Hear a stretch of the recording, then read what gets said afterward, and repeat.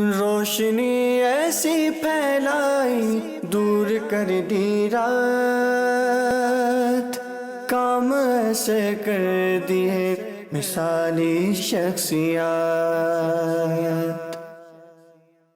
الحمدللہ رب العالمین والصلاة والسلام علی سید المرسلین، اما بعد فاعوذ باللہ من الشیطان الرجیم، بسم اللہ الرحمن الرحیم۔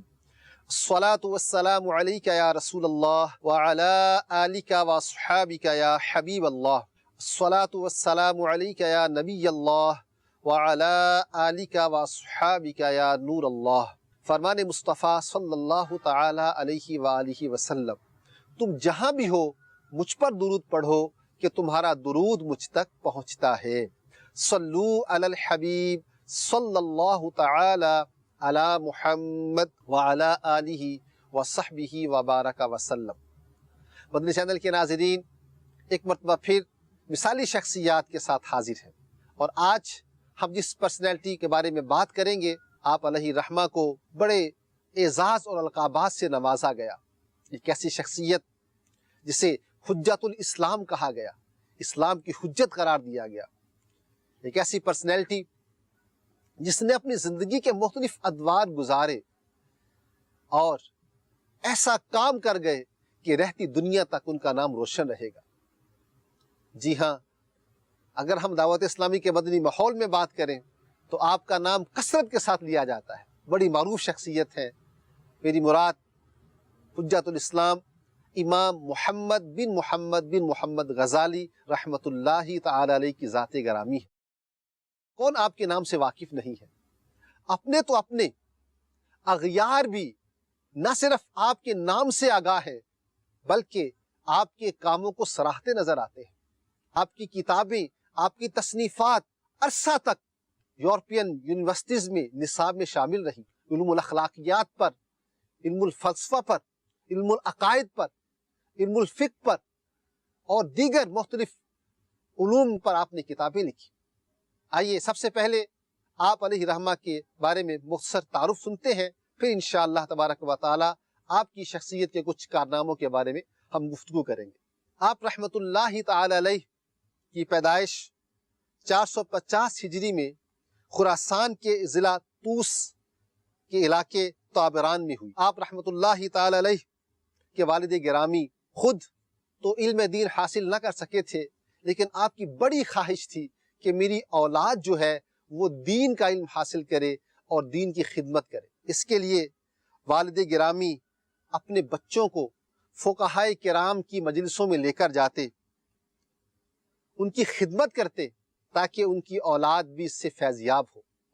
یہاں ناظرین کرام یہ عرض کرتا چلوں کہ علماء کرام نے یہ بھی لکھا ہے کہ جو شخص یہ چاہتا ہے کہ اس کی اولاد عالم بنے تو اسے یہ چاہیے کہ وہ علماء کی خدمت کیا کرے۔ آپ رحمۃ اللہ تعالی علیہ کے والد گرامی کا انتقال آپ کے بچپن میں ہو گیا۔ ابتدائی تعلیم کے لیے آپ اپنے شہر کے ساتھ ساتھ ایران کے مشرقی شہر جرجان تشریف لے گئے۔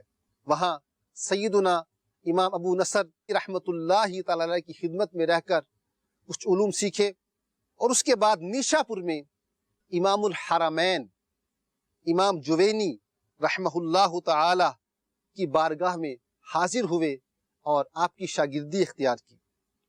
مختلف جو علوم ہیں وہ آپ سے حاصل کیے، اور اس کے بعد آپ رحمۃ اللہ تعالی علیہ نے علم میں رسوخ حاصل کیا۔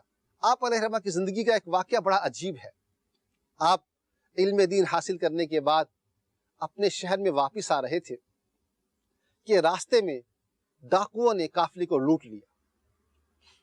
آپ کی وہ تحریرات، آپ کی وہ رجسٹر، آپ کی کاپیز کہہ لیجئے، آپ جہاں پر آپ نے تمام باتیں نوٹ کی ہوئی تھیں، وہ بھی سب چھین لی گئی۔ آپ رحمۃ اللہ علیہ ڈاکوؤں کے سردار کے پاس پہنچے، اس سے ریکویسٹ کی کہ مجھے یہ جو رجسٹر ہیں یہ میرا علمی سرمایہ ہے، یہ مجھے ریٹرن کر دو۔ سردار نے ایک جملہ طنزیہ انداز میں کہا، کہنے لگا کہ تم نے کیا سیکھا کہ تمہارے پاس رجسٹر چلے گئے تو تمہارا علم چلا گیا؟ یہ الفاظ سننے تھے، دل میں جا کر ایسے پیوست ہوئے اسی وقت آپ رحمت اللہ تعالی علیہ نے وہ تمام چیزیں جو آپ کے پاس نوٹ ڈاؤن تھی، آپ نے ان تمام کو حفظ کر لیا، ان کو یاد کر لیا، اور عین شباب میں، جوانی کے عالم میں، اس وقت کے بڑے مشہور مدرسہ نظامیہ جس کا ایک تاریخی کردار بھی ہے، آپ رحمت اللہ تعالی علیہ اس کے صدر مدرس بن گئے۔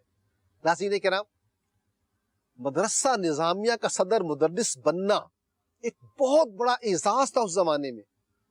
بڑے بڑے اکابر بزرگ اس بات کے متمنی ہوا کرتے تھے کہ ہمیں یہ اعزاز ملے، لیکن کمال یہ تھا کہ اس امام غزالی رحمۃ اللہ علیہ نوجوان جوانی کے عالم میں یہ اعزاز نصیب ہوا، اور آپ وہاں کے صدر مدرس قائم ہوئے۔ وقت گزرتا گیا، حالات بدلتے رہے، مختلف علوم کی تحصیل کے بعد ایک وقت آپ رحمت اللہ علیہ کی زندگی میں ایسا آیا کہ جس میں کشمکش جاری تھی۔ ایک طرف علوم ظاہری کے معاملات تھے، فلسفہ اور عقلیات کا غلبہ ہوا۔ کچھ دن ایسے گزرے، کیفیت عجیب و غریب ہو گئی، دل اضطراب میں تھا، حق کہاں ہے؟ آپ اس کی تلاش میں سرگرداں رہے۔ اللہ تعالیٰ نے رہنمائی فرمائی اور آپ علیہ رحمہ تصوف کی طرف مائل ہوئے، صوفیہ کی صحبت اختیار کی، اور پھر بالکل قلبی کیفیت چینج ہو گئی۔ کہاں ایک وہ دور تھا کہ مدرسہ نظامیہ بغداد کا صدر مدرس امام غزالی رحمت اللہ تعالی علیہ ایسا لباس پہنا کرتے جس کی قیمت اس زمانے میں 500 دینار ہوا کرتی تھی۔ دینار یاد رہے سونے کے سکے کو کہا جاتا ہے۔ اگر آج کے دور میں حساب لگایا جائے تو ہزاروں بلکہ شاید لاکھوں تک بات پہنچ جائے، لیکن اللہ والوں کی صحبت نے صدر مدرس مدرسہ نظامیہ بغداد کو ایسا چینج کر دیا، ایسا انقلاب برپا کر دیا کہ صوفیہ کی تعلیمات سے متاثر ہو کر ان کی قربت میں بیٹھ کر معاملہ ایسا ہو گیا کہ وہی غزالی جو کبھی اتنا مہنگا لباس پہنا کرتے تھے، دیکھنے والوں نے وہ دن بھی دیکھے کہ جسم پر جو کپڑے ہیں اس کی قیمت صرف چند روپے ہے۔ اللہ اکبر! قلب کا میلان چینج ہوا۔ اب آپ کا یہ تمنا ہوئی کہ میں شہرت، ناموری اور حب جاہ سے اپنے آپ کو بچاؤں اور اپنی توجہ اللہ کی طرف لگاؤں۔ اس کے لیے آپ نے ارادہ کیا کہ آپ مدرسہ نظامیہ کی تدریس کو موقوف کر دیں۔ آپ کا یہ کہنا تھا کہ ایک ہنگامہ کھڑا ہو گیا، گویا طالبان علوم پریشان ہو گئے کہ ہم آپ کے علم سے محروم ہو جائیں گے، ہم آپ کے فیض سے محروم ہو جائیں گے۔ ہمارے لیے آپ یہ احسان فرمائیے اور اس تدریس کو جاری رکھیے۔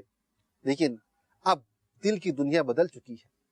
امام غزالی رحمت اللہ تعالی علیہ سب کچھ چھوڑ چھاڑ کر ریاست کے لیے چلے جاتے ہیں، برسوں گزر جاتے ہیں ریاضتیں کرتے ہوئے، اپنے باطن کی اصلاح کے لیے آپ سفر پہ رہتے ہیں۔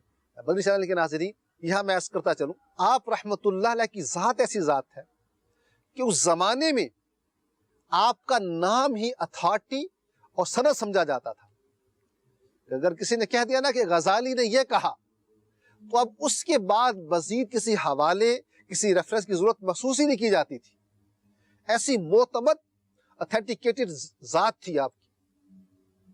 لیکن آپ رحمت اللہ تعالی علیہ اپنے آپ کو شہرت اور ناموری سے بچانے کے لیے آپ رحمت اللہ تعالی علیہ سفر کرتے رہے۔ ایسے مواقع بھی آئے، دور دراز کا علاقہ ہے جہاں آپ کے گمان کے مطابق کوئی جاننے والا نہیں ہونا چاہیے تھا، وہاں بھی گئے، خطیب کو سنا تو وہ آپ کا نام لے کر کہہ رہا ہے غزالی نے یہ کہا، غزالی نے یہ کہا، وہاں سے بھی نکل کھڑے ہوتے ہیں۔ یہ اللہ والے ہیں۔ ان کی تعلیمات کا مقصد یہ ہوتا ہے کہ ہمارا ہر کام فقط اللہ کے لیے ہونا چاہیے۔ یہ اخلاص، سنسیئرٹی، یہ اللہ والوں کا خاصہ ہے۔ یہ اپنی ذات کو فنا کر دیتے ہیں اور ان کا مقصود یہ ہوتا ہے کہ رب تعالیٰ ان سے راضی ہو جائے۔ امام غزالی رحمۃ اللہ تعالی علیہ عرصہ گزارنے کے بعد دوبارہ جب علماء نے دیکھا آپ کو پہچان لیا گیا، آپ سے ریکویسٹ کی گئی آپ امت کی اصلاح کے لیے ایسا کام کر جائیے کہ رہتی دنیا تک لوگ اس سے فائدہ حاصل کرتے رہے، چنانچہ آپ علیہ الرحمہ پھر اس طرف مائل ہوئے اور آپ نے کئی کتبی تالیف فرمائی اور تدریسی امور بھی سر انجام دیے۔ ناظرین کرام، ویسے تو آپ رحمۃ اللہ تعالی علیہ نے عقائد، فلسفہ، کلام، اخلاقیات، اصول فقہ، طب اور دیگر موضوعات پر کتابیں لکھی ہیں، لیکن آپ کی ایک کتاب ایسی شاندار کتاب ہے کہ جس کو دنیا بھر میں جس کی اہمیت کو تسلیم کیا جاتا ہے۔ علم الاخلاقیات پر آپ کی شاندار تالیف احیاء العلوم کا ذکر کرتے ہیں۔ ناظرین کرام، آپ کی یہ کتاب جس کا اصل نام ہے احیاء علوم الدین، جس کو مختصر طور پر احیاء العلوم کہا جاتا ہے، علم الاخلاقیات پر ایک شاندار کتاب ہے۔ یہ ایسی کتاب ہے کہ جس کی تلخیص کی گئی، جس کی تخریج کی گئی، اس کی شروحات لکھی گئیں اور اس کو ایک مقبولیت عامہ حاصل ہوئی۔ بڑے بڑے صوفیہ نے اس کے بارے میں جو ریمارکس دیے ہیں ان میں سے چند ایک آپ کے سامنے پیش کیے جاتے ہیں۔ حافظ عراقی بڑے عظیم محدث ہیں، آپ فرماتے ہیں حلال و حرام کی پہچان کے لیے احیاء العلوم اسلام کی اعلیٰ ترین کتب میں سے ہے۔ سیدنا کبیر علی بن ابو بکر سقاف رحمت اللہ تعالی علیہ فرماتے ہیں اگر غیر مسلم احیاء العلوم کی ورق گردانی کرے تو مسلمان ہو جائے، اس میں ایسا مخفی راز ہے جو دلوں کو مقناطیس کی طرح کھینچتا ہے۔ امام المکاشفین سیدنا شیخ اکبر محی الدین ابن عربی رحمہ اللہ تعالی فرماتے ہیں میں احیاء العلوم کعبہ معظمہ کے سامنے بیٹھ کر پڑھا کرتا تھا۔ زبردست کتاب علم الاخلاقیات پر آپ رحمت اللہ علیہ کی تالیف ہے۔ آپ رحمت اللہ تعالی علیہ کی کارناموں میں سے اگر اس احیاء العلوم کو لیا جائے تو یہ ایسی زبردست آپ کی کاوش ہے جس میں آپ علیہ الرحمہ نے علم کو دو حصوں میں ڈیوائیڈ کیا ہے، علم کی دو برانچیز بنائی، ایک کو فرض عین قرار دیا اور ایک کو فرض کفایہ قرار دیا۔ آپ رحمت اللہ تعالی علیہ نے فرض علوم کے اندر ان باتوں کو بیان کیا جن کا تعلق اعتقادیات سے ہے، جن کا تعلق قلبی احوال سے ہے، پھر کچھ علوم جو دیگر صحت وغیرہ کے معاملات سے ریلیٹ کرتے ہیں، لوگوں کے کاروبار سے متعلق ہیں، ان کو علوم کفایہ میں شامل فرمایا۔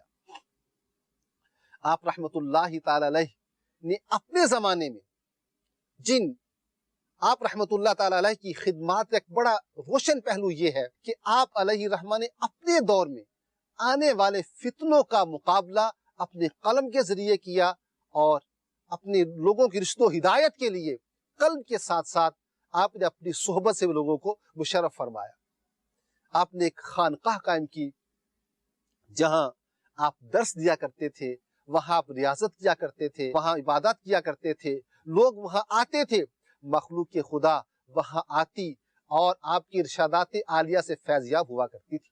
آپ رحمت اللہ تعالی علیہ نے اپنے زمانے میں آنے والے جن چیلنجز کا مقابلہ کیا اور ان کا جواب دیا قلمی صورت میں، تحریری صورت میں، ان میں سے ایک بہت بڑا ایشو جو اس وقت شروع ہوا تھا باطنی فرقہ، باطنیت کا رد آپ نے کیا۔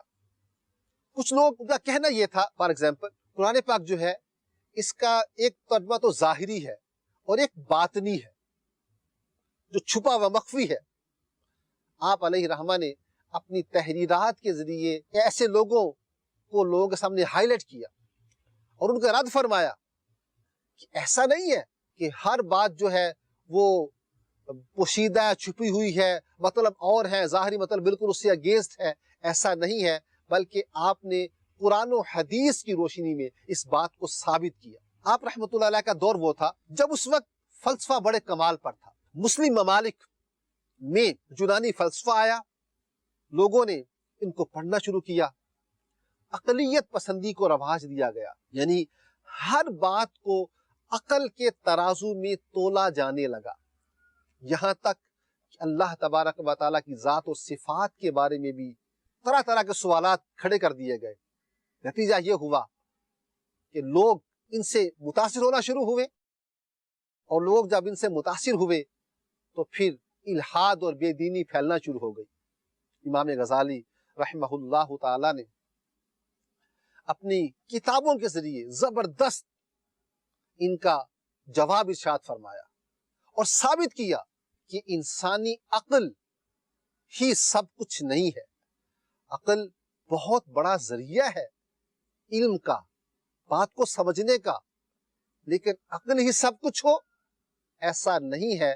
آپ رحمت اللہ تعالی علیہ نے دلائل کے ساتھ ان باتوں کا رد فرمایا، اس کے جوابات ارشاد فرمائے، اور پھر اسلامی تعلیمات کو بیان فرمایا اور عقل پر وحی کی ترجیح کو بیان کیا.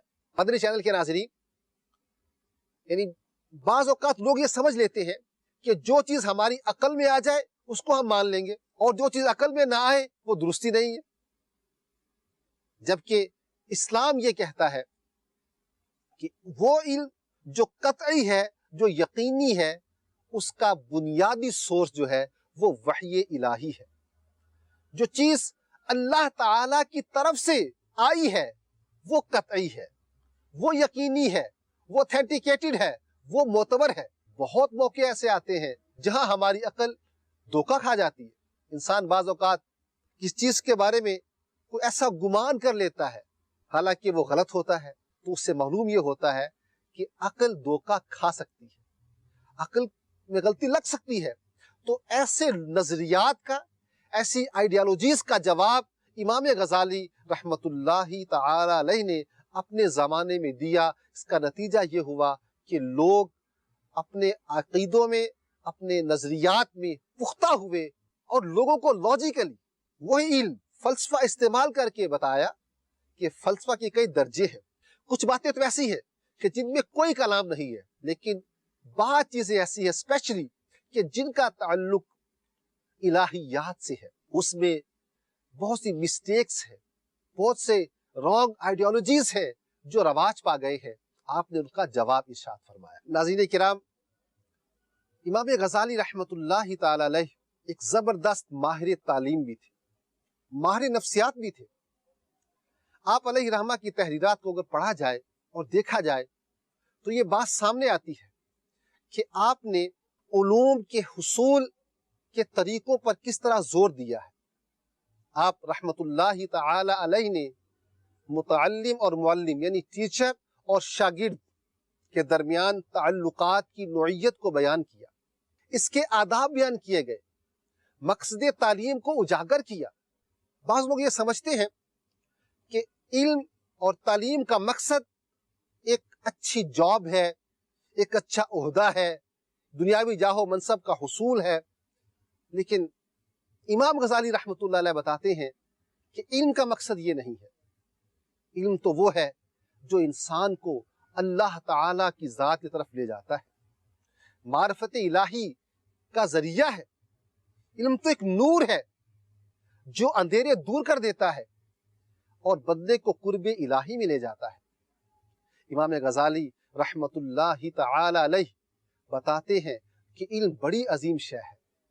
علم کے حصول کا مقصد اللہ تعالیٰ کی رضا ہونا چاہیے. جب بندہ یہ سوچ لیتا ہے تو پھر اس کے سامنے علوم کی درجہ بندی ہو جاتی ہے. پھر وہ ترجیح یہ دیتا ہے کہ مجھے کس علم کو پہلے حاصل کرنا چاہیے، کس علم کو بعد میں حاصل کرنا چاہیے. امام غزالی رحمت اللہ تعالی علیہ نے اپنی کتابوں میں اس سیکوینس، اس ترتیب کو بیان کیا ہے کہ سب سے پہلے کون سا علم حاصل کرنا ہے، اس کے بعد کون سا علم حاصل کرنا ہے. آپ نے اس بات کو بیان کیا کہ عقائد کا علم سب سے اہم اور ضروری ہے، اسی پر مدار نجات ہے. اگر عقائد میں درستی نہیں ہے تو پھر دیگر علوم بھی فائدہ مند نہیں ہوں گے. علم العقائد کا سیکھنا ضروری ہے، پھر اس کے بعد جو دیگر علوم ہے ان کا نمبر آئے گا. آپ علیہ رحمہ نے اس کو بیان کیا کہ کسب معاش کے لیے علم سیکھا کب جائے۔ آپ رحمت اللہ تعالی علیہ زبردست ماہر نفسیات بھی تھے۔ آپ علیہ رحمہ کی تالیفات اگر پڑھی جائیں تو جب وہ قلب اور اس سے متعلقہ امراض پر گفتگو کرتے ہیں، وہ باتیں جو ہمیں نظر نہیں آتی لیکن ہر انسان اس میں مبتلا ہوتا ہے۔ حسد کا نام آپ نے سنا ہوگا۔ حسد ہوتا ہے لیکن نظر تو نہیں آتا۔ یہ حسد کیا ہے؟ یہ کیوں پیدا ہوتا ہے؟ اس کا علاج کیا ہے؟ اور اگر اس سے بچا نہ جائے تو ظاہری کیا نقصانات ہوتے ہیں اور باطنی نقصانات کیا ہوتے ہیں؟ یہ میں صرف ایک ایگزامپل کے طور پر حسد کو لیا۔ امام غزالی رحمت اللہ تعالی علیہ نے مہلکات اور منجیات، مہلکات کا مطلب وہ چیزیں جو ہلاک کر دینے والی ہیں، انسان کے قلب کو، انسان کی روحانیت کو، اسپرچولیٹی کو جو تباہ کر دیتی ہیں، وہ چیزیں انہیں مہلکات کا نام دیا۔ اور وہ چیزیں، وہ قلبی معاملات، وہ روحانی معاملات کہ جو انسان کو نجات بخش دینے والے ہیں، انہیں منجیات کا نام دیا۔ ان کی تفصیلات بیان کی۔ جب قاری یعنی پڑھنے والا، کتاب کا مطالعہ کرنے والا آپ کی ان کتب کا مطالعہ کرتا ہے تو آپ رحمت اللہ تعالی علیہ انسانی نفسیات کے اعتبار سے آپ نے تعلیف فرمایا۔ انسانی نفسیات کے اعتبار سے آپ رحمت اللہ تعالی علیہ نے زندگی کے ان پہلوؤں کے بارے میں کلام فرمایا کہ جن وجوہات کی بنا پر انسان گناہ میں پڑ جاتا ہے اور وہ کیا اسباب ہو سکتے ہیں، وہ کیا عوامل ہو سکتے ہیں کہ جن کی بدولت انسان نجات پا سکتا ہے۔ آپ رحمت اللہ تعالی علیہ کی کتابوں کے بارے میں آتا ہے کہ آپ نے ان کے اندر زبردست نچوڑ بیان کر دیا اسلامی تعلیمات۔ کہنے والے کہتے ہیں کہ یہ کتابیں ایسی ہیں جو ہمارے باطن کو اجلا اور صاف ستھرا کر دیتی ہیں۔ اپنے زمانے میں آپ رحمت اللہ تعالی علیہ نے اقلیت پسندی کا رد کرنے کے ساتھ ساتھ لوگوں کو اخلاقیات اور تصوف کی طرف مائل کیا۔ ساری زندگی آپ رحمت اللہ تعالی علیہ اس کو پھیلاتے رہے، اس کی اشاعت فرماتے رہے۔ آپ علیہ رحمہ عمر کے آخری حصے میں زیادہ تر عبادات، ریاضات اور مجاہدے فرماتے رہے۔ اگرچہ کچھ نہ کچھ تحریر کا سلسلہ بھی جاری رہا لیکن آپ کا زیادہ وقت عبادت و ریاضت میں گزرا کرتا تھا۔ آپ علیہ رحمہ کے وصال کا واقعہ بڑا عجیب و غریب لکھا ہے کتابوں میں۔ امام ابن جوزی رحمہ اللہ تعالی کے حوالے سے نقل کیا گیا ہے۔ آپ رحمت اللہ علیہ پیر کے دن صبح کے وقت اٹھے، وضو کیا، نماز پڑھی، کفن منگوایا، آنکھوں سے لگایا اور فرمایا میرے رب کا حکم سر آنکھوں پر، اتنا کہا اور چہرہ قبلہ رو کر کے پاؤں پھیلا دیے۔ لوگوں نے دیکھا تو روح قفس سے انسری سے پرواز کر چکی تھی۔ امام غزالی رحمت اللہ تعالی علیہ نے 55 سال کی عمر پائی۔ بروز پیر جمادی الاخر 505 سن ہجری میں توس کے مقام پر آپ نے انتقال فرمایا۔ وراثت کے لیے اس قدر مال چھوڑا جو آپ کے اہل و عیال کے لیے کافی تھا۔ اگرچہ آپ کو بہت آفرز کی گئی مال و دولت کی مگر آپ رحمت اللہ علیہ نے اسے قبول نہ فرمایا۔ وقت عظیم مجدد ساری عمر دین اسلام کی خدمت سر انجام دیتے ہوئے اس عظیم اللہ کے نیک بندے کا انتقال ہوا۔ امام غزالی رحمت اللہ تعالی علیہ کی شخصیت ایک ایسی شخصیت ہے کہ جس نے اپنے زمانے میں علمیت کے اعتبار سے اور عمل کے اعتبار سے اپنا سکہ منوایا۔ آپ علیہ رحمہ پہلے والوں اکابرین صوفیہ کی کتابوں سے کلیکشن کر کے آپ نے بعد والوں کے لیے ایسا شاندار علمی ذخیرہ امت مسلمہ کو عطا فرمایا ہے جس کی برکات سے ایک زمانہ فیضیاب ہو رہا ہے۔ دعوت اسلامی کے مدنی ماحول میں امام غزالی رحمت اللہ تعالی علیہ کی تالیفات، آپ کی تصنیفات، آپ کی کتب کو بڑی ترجیح دی جاتی ہے اور اس کے مطالعہ کی ترغیب دلائی جاتی ہے۔ امیر اہل سنت کی طرف سے اس کی ترغیب بھی ہے۔ نیک اعمال کا جو رسالہ ہے، نیک بننے کے لیے جو امیر اہل سنت کی طرف سے عطا کیے گئے ہیں، ان میں بھی آپ رحمت اللہ تعالیٰ کی تالیفات کو شامل کیا گیا ہے۔ اللہ تبارک و تعالی امام غزالی رحمت اللہ تعالی علیہ کا فیض ہم سب کو نصیب فرمائے اور آپ کے صدقے ہمیں بھی دین کی خدمت کی توفیق عطا فرمائے، آمین بجاہ النبی الامین صلی اللہ تعالی علیہ وآلہ وسلم۔ روشنی ایسی پھیلائی دور کر دی رات، کام ایسے کر دیے مثالی شخصیات۔